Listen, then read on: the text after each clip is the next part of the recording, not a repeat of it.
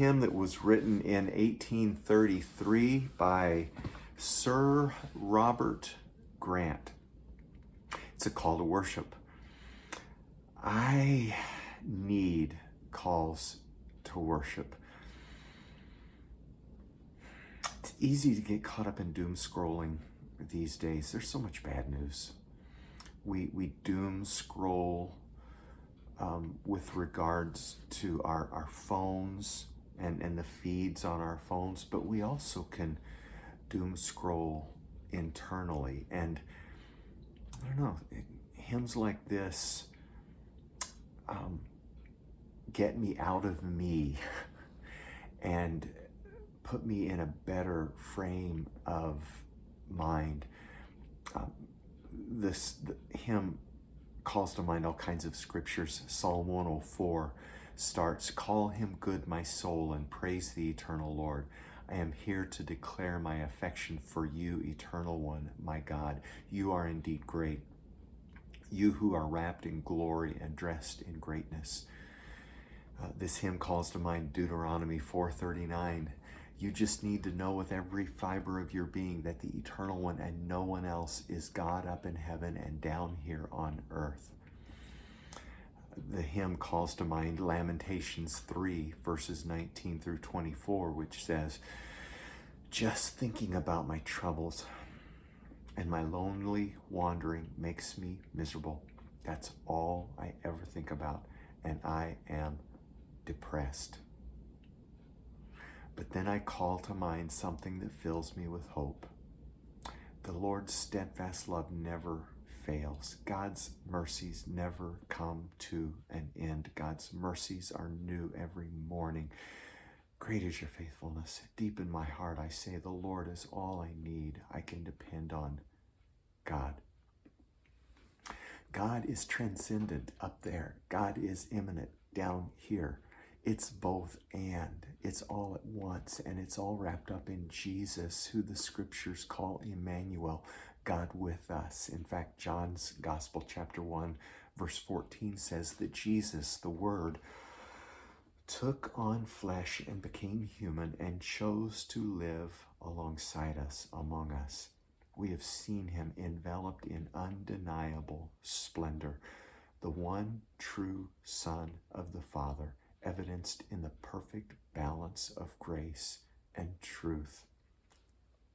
We live in a chaotic world, and sometimes we are chaotic inside. We are not nearly as much in control as we like to think we are, and sometimes everything is out of control, or we within ourselves are out of control.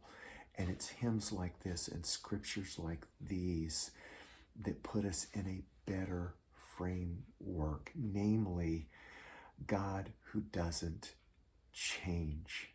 See, those are the kinds of decisions we can make. We can't change the news. We can't change some of the things that are true of us medically or physically, emotionally, mentally, spiritually, socially, financially. But we can worship. We can choose to verticalize and take our minds off of ourselves. And so as we go through this hymn one more time, I invite you just to bring you along, whatever's clanging inside you, just bring it along. And as we go through this together, I invite you to let go and just let God be God in you. Oh, worship the King, all glorious above. Oh, gratefully sing God's power and God's love. Our shield and defender, the Ancient of Days, pavilioned in splendor and girded with praise. We tell of your might, we sing of your grace, whose robe is the light, whose canopy space, the earth with its surplus of wonders untold. Almighty, your power has founded of old. Your bountiful love, what tongue can recite? It breathes in the air, it shines in the light. It streams from the hills, it descends to the plains. It sweetly distills in the dew and the rain. We, children of dust, we, feeble and frail, in you do we trust, for never do you fail. Your mercies, how tender, how firm to the end. Our Maker, Defender, Redeemer, and Friend. O measureless might, unchangeable love, whom angels delight to worship above. Your ransomed creation with glory ablaze, in wild adoration we gratefully praise. May God grant us the serenity to accept the things we cannot change, the courage to change the things we can, which is mainly our perspective, and the wisdom to know the difference. That's where the battle is fought. Songs like this help me tell the difference between what I can control and what I can't control. May it be so with both of us, you and me. Grace and peace. Amen.